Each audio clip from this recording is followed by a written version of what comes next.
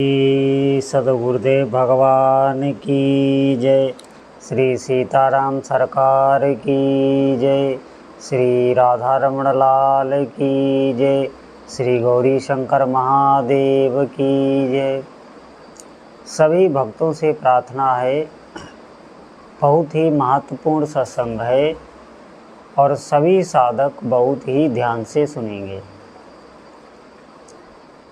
देखिए, साधना में कोई भी उपासना आप कर रहे हैं, करना चाह रहे हैं, वास्तविक दुखों से छूटना चाह रहे हैं, तो आपको साधना करनी ही पड़ेगी।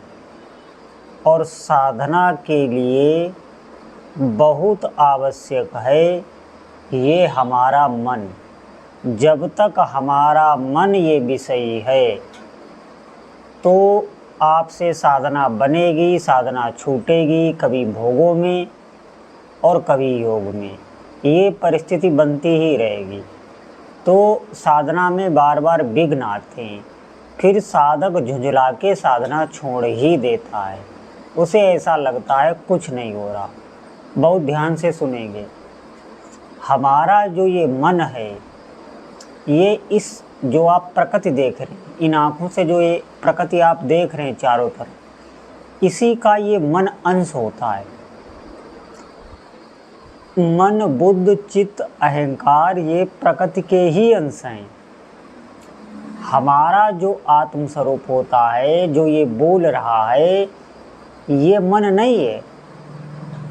मन को हमने अपना मान लिया है, हमने स्वीकृति कर ली है मन में। ध्यान से सुनना इस बात को, तभी आप समझ पाएंगे।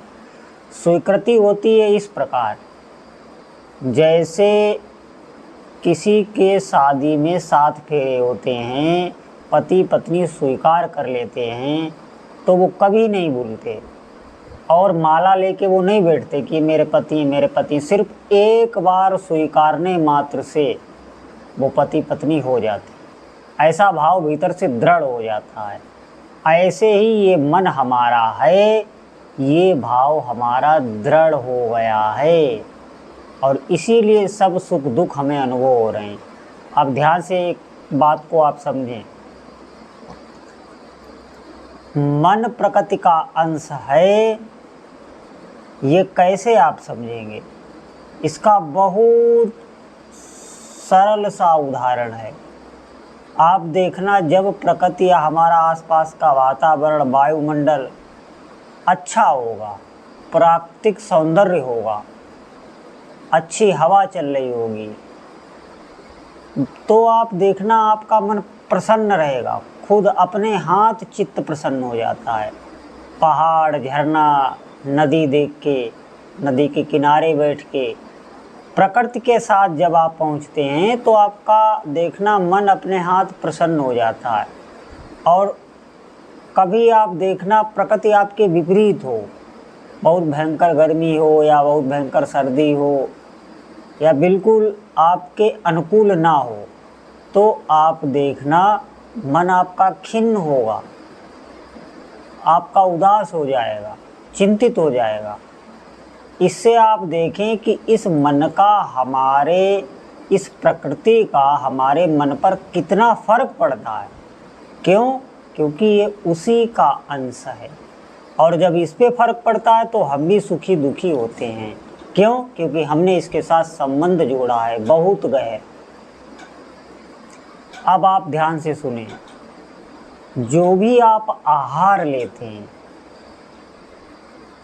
उस आहार से हमारे शरीर के सब रसायन, रक्त, हड्डी, मांस सब बनता है। रसायन में जैसे वीर आदि, ओज, तेज, ये सब बनता है। लेकिन उसका बहुत सूक्ष्म अंश से मन का भी निर्माण होता है। आहार से कहा गया है, जैसा खाएं अन्न वैसा बने मन। अन्न से ही, इसके बहुत सूक्ष्म आहार से, रसायन बनने के बाद भी बहुत सूक्ष्म अंश से मन का भी निर्माण होता है। आहार जीवन में बहुत पहले नंबर पे है। आप ऐसे समझिए, भजन से पहले आहार। और इसके लिए मैं बता चुका हूँ आपको कि आहार हमें वही लेना है जो भगवान को भोग लगता है। भगवान को भोग लगा के ही मन ही मन आप भगवान को निवेदित करके फिर आहार करें। देखें थोड़े दिन में आपका मन शांत रहने लगेगा, प्रसन्न रहने लगेगा। इस हमारी बात को अन्यथा ना ले, और इसी पर कोई चलना नहीं चाह रहा, इसी को सब नकार रहे हैं, मनमानी कर रहे हैं, इसी को सब नकार रहे हैं। देखिए, लहसुन, प्याज, मांस, मदिरा या और भी होटलों का भोजन जो भगवान को भोग नहीं लगता, ध्यान से सुनना, उसको आप आहार में ना लाएं। जिनका भगवान का भोग लगता है, बहुत सी हर वस्तु का भगवान को भोग लगता है, लेकिन कुछ चीज़ें निषेध हैं जो हमने बताई, इनका प्रभु को भोग नहीं लगता, तो आप उनको ही ग्रहण करें जिनका भगवान को भोग लगता है। ये तो आहार का हो गया। विहार, आप ऐसा, विहार में सबसे प्रमुख होता है संग। आप ऐसा संग ना करें जिससे आपकी भक्ति बाधित हो, जो आपका सदाचार नष्ट कर रहा हो, आपके भीतर गलत गलत विचार जहाँ से आए, कोई भी ऐसी आप संगति ना करें। ये विहार हो गया। अगर आहार विहार आपने ठीक कर लिया तो आप देखना भजन अपने हाथ होने लगता है, जप अपने हाथ होने लगता। ये जो जप नहीं हो रहा है, इसका प्रमुख कारण यही है कि हमारा आहार शुद्ध नहीं है, हमारा विहार शुद्ध नहीं है। हम इंद्रियों से जो देखते हैं, आँखों से जो सुनते हैं, कानों से, ये भी आहार में ही आता है। ये हमारा जब तक ठीक नहीं है, तब तक आपका भजन में मन नहीं लगेगा। जितना आप भजन में मन लगेगा, जितना आपको शांति सुख का अनुभव होगा, उससे ज़्यादा आप गलत सुन के, गलत देख के खो देंगे, तो वही उलट फेर चलता रहेगा।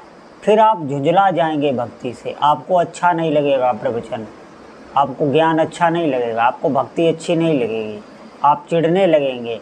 फिर ऐसे लोग ही भक्ति मार्ग की, सनातन धर्म की बुराई करने लगते हैं, या अपने शब्दों में वेद से, शास्त्र से हटकर बातें करने लगते हैं, अपने शब्दों में भक्ति का बखान करने लगते हैं। क्यों? क्योंकि उसमें जो मार्ग बताए हैं उस पर वो चल नहीं सकते, उनकी सामर्थ्य नहीं। और वो क्यों नहीं चल पाए?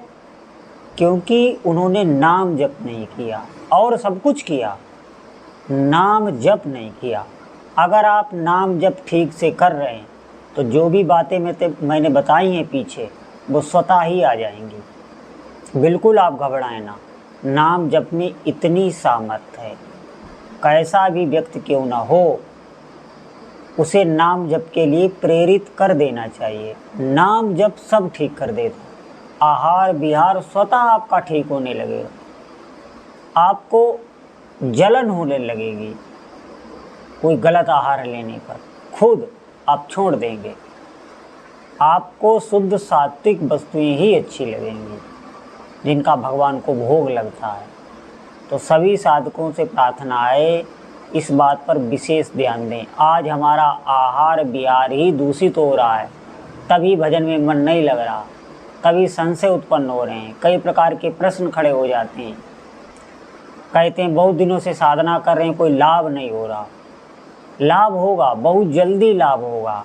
आप थोड़ा आहार विहार पर कंट्रोल करें और भजन करें, फिर देखो जीवन में कैसा दिव्य लाभ होता है। बोलो जय जय श्री सीताराम।